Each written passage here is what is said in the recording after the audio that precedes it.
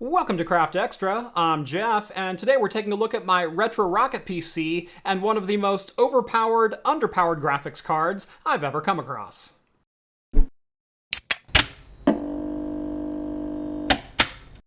So this right here is my retro rocket PC, and if you want to see the full original build of that, you can click right up there to view it on the Craft Computing main channel. But it won't really bring you completely up to speed because this PC is completely different than it was the last time you guys saw it. The original goal of this project was to install Windows 98 or Windows Millennium on this PC to play games, because games from that era are notoriously difficult, if not impossible, to play properly on modern operating systems like Windows 10 and Windows 11. With that Windows 98 installation in mind, it kind of cuts down your options when it comes to hardware. So I went as modern as I could while trying to keep some Windows 98 driver compatibility. Hardware layout was an MSI Wind D510 with an Atom D510 dual-core processor running at 1.6 GHz. I had 2 GB of DDR2 memory and a GeForce 6200 for a graphics card. Now, because I was using a slightly more modern motherboard, I had the advantages of using SATA, so I tossed in a 128 GB SSD. Now, as well as that project worked for playing games, the more I used Windows 98, the more unstable it became. Because, you know, it's Windows 98 with modern hardware. So I figured a little bit of a resurrection of this system was in order.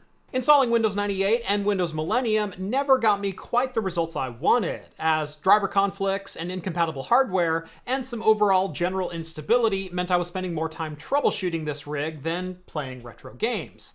You know, just like we used to do in the good old days. Even though I had just built this PC and got it up and running, I figured a little bit of a resurrection was in order, as well as some new hardware and a Windows XP install. So I grabbed myself an Asus P8H61 off eBay for just $70 and paired it with an Intel Core i7-2600. We're still going to be sticking with 2 GB of system memory, this time with two 1 GB Patriot 1333 MHz sticks of DDR3. For a CPU cooler, I went with my favorite unit in the ID Cooling IS30, which does a fantastic job of keeping even a 2600 cool, and best of all, only runs about 25 bucks. And since I was in the upgrading things mood, I went ahead and moved to a 480 GB SATA SSD to give us some more room for some modern game installs. Advantages to this new build were the Intel H61 chipset has native support for Windows XP, which means audio, onboard video, SATA, Ethernet, even CPU Turbo are all working inside this PC now. Since we're also moving to Windows XP, we also got some more modern network sharing support, so transferring games and installing software can be done through my home server or just by sharing a folder on a Windows 11 desktop. So those are all some pretty fantastic upgrades, but we're here to talk about the graphics card that I found. This is the EVGA GT740 for the win. I was shopping for a GPU late one night, and I wanted it to have Windows XP support, as I was done trying to get hardware and drivers to play nicely with each other. I really just wanted to play some games. Now, the obvious choice for a retro PC like this would be something like a GTX 750 Ti. It has been the go-to low-cost video card really since it was released all the way back in 2014, and interestingly enough, still has Windows XP drivers available, 13 years after the release of Windows XP. But the GPU market being what it was the last 2 years, even the GTX 750 Ti was insanely expensive. Now, I did already have on hand an ATI HD 5750, but that card was actually just slightly too long for the A1 chassis, and I wasn't going to buy a larger case after spending nearly half of the budget for this entire system just on the case and power supply. So I was browsing eBay one night, as I often do, and I stumbled on the EVGA GT740 for the win card that you see here for just $40. It's a 1 GB card produced in May of 2014 based on the GK107 Kepler GPU.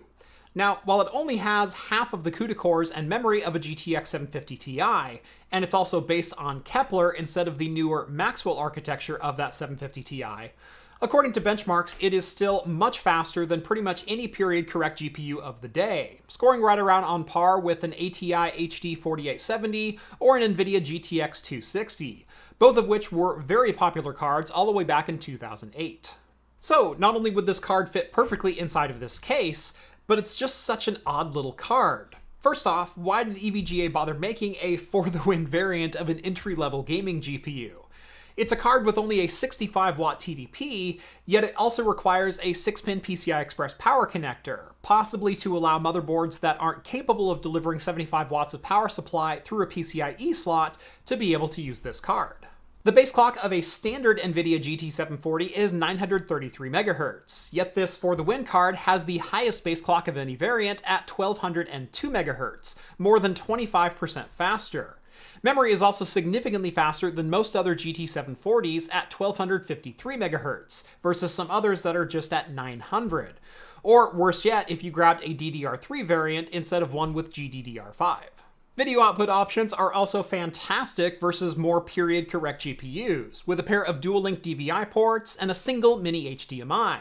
This means running analog VGA displays, as well as connecting to HDMI monitors, is equally as easy. So it is a quirky little card to be sure, but how well does it play games from the 90s and 2000s? That's a pretty stupid question if I'm being honest. There's pretty much nothing that's off the table when it comes to Windows 98 and Windows XP era games. The goal of this system was to be able to play just about anything from those times and do it with as little configuration or tinkering as possible. And honestly, I'm thrilled with the results. Jumping into games like Star Wars Shadows of the Empire or Rogue Squadron, Sim Theme Park, Thief, Need for Speed 3 Hot Pursuit, Diablo 2. Obviously, the 90s aren't going to present much of a problem to a GPU from 2014. But the cool thing about jumping to more modern hardware is it'll play games from the 2000s and even 2010s at reasonable ticks too. Need for Speed Porsche Unleashed, The Sims 2, Elder Scrolls Oblivion, GTA 3, along with Vice City and San Andreas, Hitman Blood Money, all of them run, and none of them required any elbow grease to do so.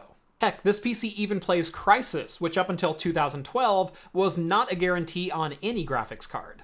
So there you have it, a little forgotten GPU nugget from nearly a decade ago, playing games that are from 20 and 30 years ago.